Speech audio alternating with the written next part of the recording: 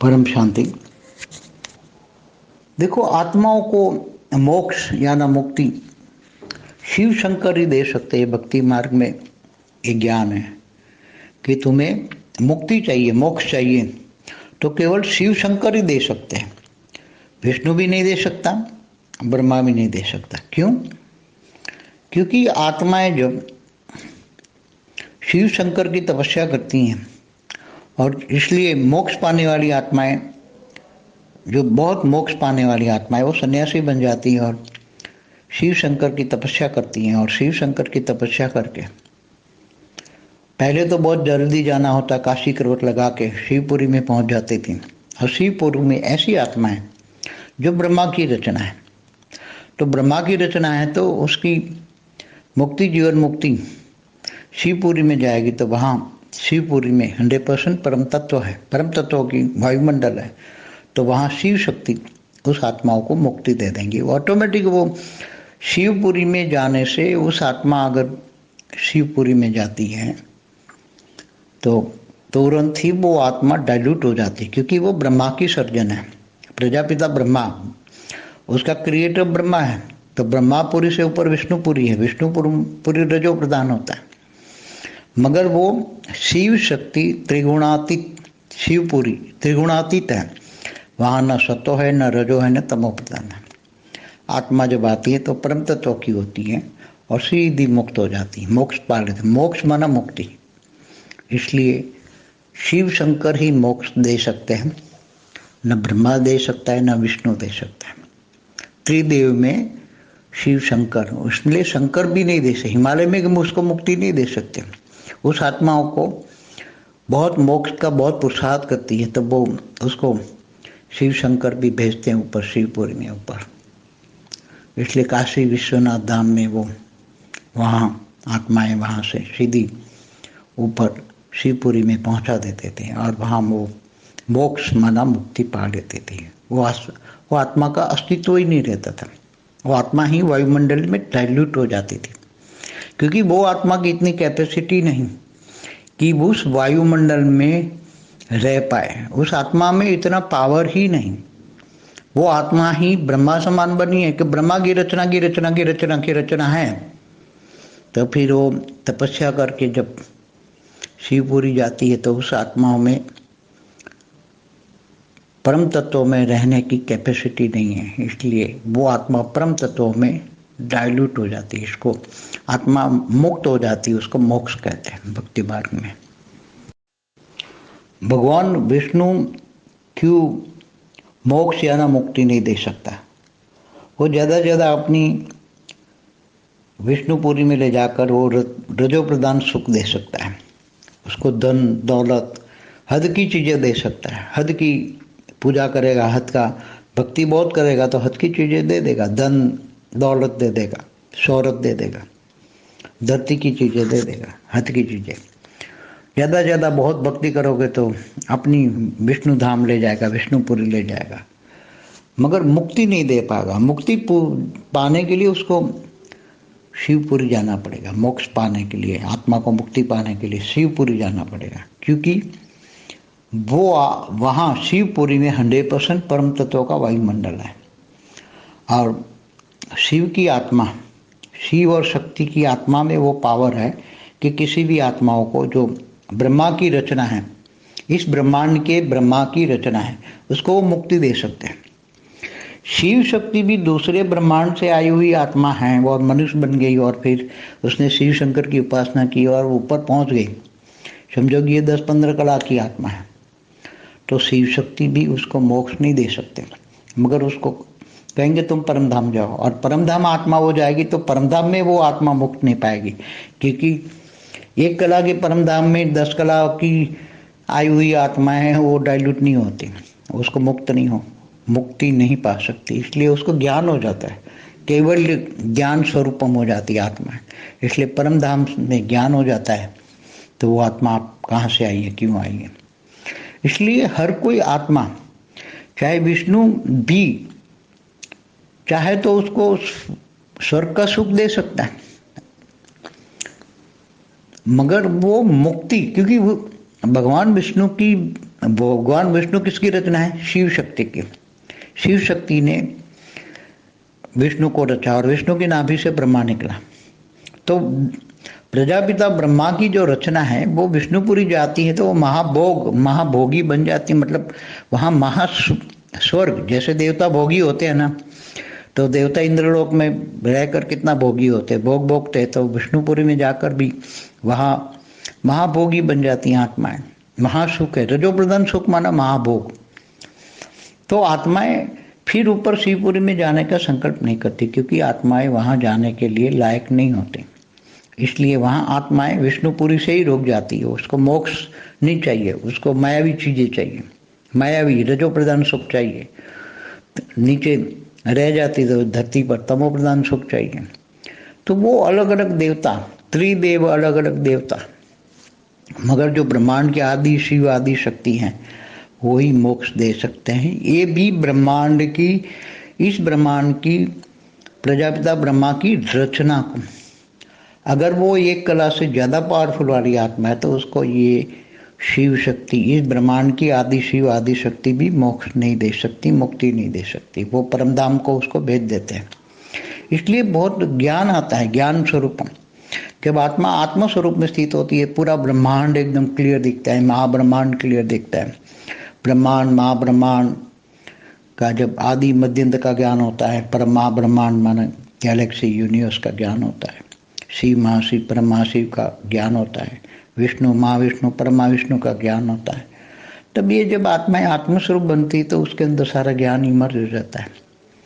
तो आत्मस्वरूप बनना ही बहुत बड़ी, आत्मस्वरूप की तपस्या करना, जब आत्मस्वरूप बनोगे तो बहुत बड़ी, अगर बेहद की आत्मा है तो उसको बेहद तक का ज्ञान इमर्ज हो जाएगा, दिव्य दृष्टि आ जाएगी, दिव्य ज्ञान आ जाएगा।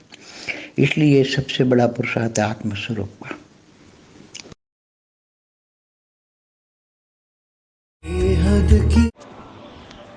బేహద్ పరం మహాశాంతి.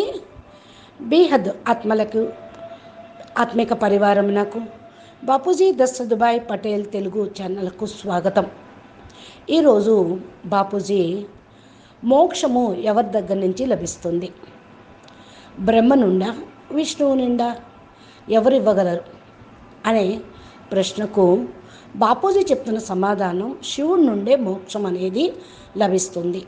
దీనికి సంబంధించినటువంటి హిందీ వీడియో మీరు ఎప్పటి వరకు విన్నారు. దీనికి తెలుగు అనువాదము. పరం మహాశాంతి. బాపూజీ అంటూ ఉన్నారు, ఆత్మలు మోక్షం కోసం, ముక్తి కోసం శివుణ్ణి శంకరుణ్ణి ధ్యానం చేస్తూ ఉంటారు. శంకరుడు శివుడు ఒక్కరే అని కాబట్టి శివుణ్ణి ధ్యానం చేస్తూ ఉంటారు. ఇది భక్తి మార్గంలో. మరి జ్ఞాన మార్గంలో మీకు ముక్తి కావాలి, మోక్షం కావాలి అని అనుకుంటే కేవలం శివశంకరుడు మాత్రమే ఇవ్వగలరు. విష్ణువు కూడా ఇవ్వలేరు, బ్రహ్మ కూడా ఇవ్వలేరు. ఎందుకు అంటే ఎప్పుడైతే ఆత్మలు తపస్సు చేస్తూ ఉంటారో అప్పుడు మోక్షం పొందేటువంటి ఆత్మలు వారి యొక్క సంకల్పము, దీక్ష, జన్మ మరణ చక్రానికి అతీతంగా కావాలి, మోక్షం ముక్తి అనేది కావాలి అనుకుంటూ ఉంటారు. వాళ్ళు సన్యాసిగా అవుతారు. శివశంకరుడుని తపస్సు చేస్తూ ఉంటారు. శివశంకరుడు తమ గురించి తపస్సు చేసే ముందే వాళ్ళు పూర్తిగా అన్నీ తెలుసుకుంటారు. కాశీ కర్వట్ కూడా ఉన్నది, అనగా కత్తుల బావి. ఆ కత్తుల బావిలో దూకితే శివుడి దగ్గరికి డైరెక్ట్గా కైవల్యం పొందుతారు అని భావిస్తూ ఉంటారు. శివపురికి చేరుకుంటాము అనుకుంటారు. శివపురిలో చేరుకున్నటువంటి ఇలాంటి ఆత్మలు ఉన్నారు. బ్రహ్మ యొక్క రచన ఎవరైతే ఉన్నారో వారందరికీ కూడా రచయిత బ్రహ్మే అవుతారు. మరి వారికి ముక్తి, జీవన్ముక్తి ఎవరిస్తారు అంటే వాళ్ళ సంకల్పం శివపురికి వెళ్ళాలి అని. వాళ్ళు శివపురికి వెళ్తారు. శివపురిలో పూర్తిగా 100% పరమతత్వం ఉన్నది. పరమతత్వం యొక్క వాయుమండలము, అక్కడ ఉండేటువంటి వాతావరణము పూర్తిగా పరమతత్వంతో ఉంటూ ఉంటుంది. శివశక్తి ఆత్మలో ముక్తి ఇవ్వాలి, కావాలి అనుకొని ఆటోమేటిక్గా మరి ఆత్మ ఒకవేళ శివపురికి వెళ్ళినా శివపురిలోకి వెళ్ళాలి అనుకున్న వెంటనే అక్కడ ఆత్మ డైల్యూట్ అయిపోతూ ఉంటుంది. ఎందుకు అంటే ఈ ఆత్మలందరూ కూడా బ్రహ్మ యొక్క రచన, ప్రజాపిత బ్రహ్మ వారందరి యొక్క క్రియేటర్. ఆత్మల్ని శివుడు డైరెక్ట్గా నిరాకారిగా రచన అనేది చేయలేదు. బ్రహ్మపురి పైన విష్ణుపురి ఉంటుంది. విష్ణుపురి కూడా రజో ప్రధానంగా ఉంటూ ఉంటుంది. కనుక శివపురికి వెళ్తే అక్కడ పరం లైట్ ఉంటుంది. అందుకని ఆత్మ డైల్యూట్ అయిపోతూ ఉంటుంది. శివశక్తి త్రిగుణాతీతంగా ఉండేటువంటి ఆత్మలు. శివపురి కూడా త్రిగుణాతీతమైనటువంటి స్థానమే. అక్కడ సతో ప్రధానము ఉండదు, రజో ప్రధానము ఉండదు, తమో ప్రధానము ఉండదు. ఆత్మ రచన చేసినప్పుడు పరమతత్వంతో రచించబడుతుంది. మరి ఆత్మ ఎప్పుడైతే పరం లైట్లోకి వెళుతుందో మరి డైల్యూట్ అయిపోతుంది కదా, సీదా ముక్తిలోకి వెళ్ళిపోతూ ఉంటుంది, మోక్షాన్ని పొందుతుంది. మోక్షము అంటే భక్తి మార్గంలో ముక్తి అని అర్థము. అందుకనే శివశంకరుడే మోక్షాన్ని ఇవ్వగలరు. బ్రహ్మ ఇవ్వలేరు, విష్ణువు ఇవ్వలేరు అని చెప్తున్నారు బాపూజీ. త్రిదేవుల్లో శంకరుడు అనేది కూడా ఎవరు ఇవ్వలేరు. హిమాలయాల్లో వారికి ముక్తి అనేది ఇవ్వటానికి కూడా కుదరదు. హిమాలయాలు పంచతత్వాల ఈ యొక్క భూతలం మీద ఉన్నాయి. ఇక్కడ భూమి మీద ఉన్నటువంటి కైలాసగిరి, హిమాలయము అంటే పంచతత్వాత్మకమే కదా. భలే అక్కడ కొంచెం ఎనర్జీ ఉండొచ్చు, తత్వాల్లో డిఫరెన్స్ ఉండవచ్చు, కానీ పూర్తిగా పరమతత్వం పరం లైట్ అనేది హిమాలయాల్లో కూడా ఉండదు. ఆత్మలు మోక్షం కోసం చాలా పురుషార్థం చేస్తూ ఉంటారు.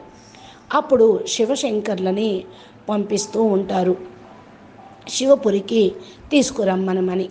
శివపురి పైన ఉంది. కాశీ విశ్వనాథుడు ధామంలో అక్కడ నుండి ఆత్మలు సీదా పైకి శివపురికి చేరుకుంటూ ఉంటారు. అక్కడైతే మోక్షము అనగా ముక్తి పొందటం అనేది జరుగుతూ ఉంటుంది. ఆత్మ యొక్క అస్తిత్వము అనేది ఉండదు. ఆత్మయే వాయుమండలంలో డైల్యూట్ అయిపోతుంది. ఎందుకంటే ఆత్మ ఎంతగా కెపాసిటీ కలిగి ఉంటుందో అంత వాయుమండలంలో ఉంటూ ఉంటుంది. ఆ ఆత్మ లోపల పవర్ కూడా ఉండదు. ఆత్మ బ్రహ్మ సమానంగా అవుతుంది. ఎందుకంటే బ్రహ్మ యొక్క రచన అనేది రచయిత రచనకి ఉన్నటువంటి సంబంధమే కదా. మరలా తపస్సు చేసి శివపురిలోకి వెళ్తూ ఉంటారు. ఆ ఆత్మల్లో పరమతత్వం ఉంటూ ఉంటుంది. కెపాసిటీ కూడా ఆ ఆత్మల్లో ఉండదు. పరమతత్వంతో రచించబడిన ఆత్మ లోపల పరమతత్వం యొక్క కెపాసిటీ అనేది ఉండదు. అందుకని శివపురికి కూడా వాళ్ళు వెళ్ళలేరు. ఆత్మలు పరమతత్వంలో కూడా డైల్యూట్ అయిపోతారు. కొన్ని ఆత్మలు ఆకాశతత్వంతో రచించబడిన వారు, కొన్ని ఆత్మలు వాయుతత్వంతో, కొన్ని ఆత్మలు అగ్నితత్వంతో రచించబడిన వారు. కాబట్టి పరమతత్వంలోకి వెళితే ఆత్మలు డైల్యూట్ అయిపోతారు.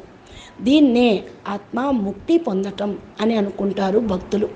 మోక్షము అంటూ ఉంటారు, ముక్తి అని భక్తి మార్గంలో చెప్తూ ఉంటారు. విష్ణు భగవానుడు ఎందుకు మోక్షము ముక్తి ఎందుకు ఇవ్వలేరు అనే ప్రశ్న మీకు రావచ్చు. ఎక్కువలో ఎక్కువ విష్ణుపురికి తీసుకొని వెళ్ళబడటం అంటే రజో ప్రధానమైనటువంటి స్థితి ఉంటేనే, రజో ప్రధానమైన సుఖాన్ని విష్ణుపురిలో లభిస్తూ ఉంటుంది ఆత్మలకి. అక్కడ ధనము, సంపత్తి, హద్దు వస్తువులు ఎవరైతే ఇవ్వగలరో, హద్దు పూజ చేస్తూ ఉంటారో, భక్తిలో దాన ధర్మాలు చేస్తూ ఉంటారో, హద్దు వస్తువులు మరి హద్దులో సంపద కేవలం ఒక జన్మ ప్రాప్తి మాత్రమే కలిగిస్తూ ఉంటుంది. ఏదైతే భూమి మీద వస్తువులు ఉన్నాయో, హద్దులో వస్తువులు ఎక్కువలో ఎక్కువ వారికి భక్తితోటి మోక్షము లభిస్తూ ఉంటుంది. విష్ణు ధామానికి ఎవరైతే తీసుకుని వెళ్తూ ఉంటారో ఏ ఆత్మనైతే, వారికి ముక్తి అనేది లభించదు. వైకుంఠం కంటే మరి సుఖం పొందటానికే అనే వారి భావన అన్నమాట. స్వర్గ సుఖం కంటే కూడా వైకుంఠంలో విష్ణుపురిలో పరమ సుఖం అనేది ఉంటూ ఉంటుంది. ముక్తి పొందటం కోసం శివపురికి వెళ్ళాల్సి వస్తుంది.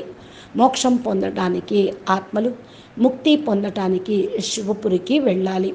అక్కడ శివపురిలో 100% పరమతత్వం యొక్క వాయుమండలం ఉంటుంది.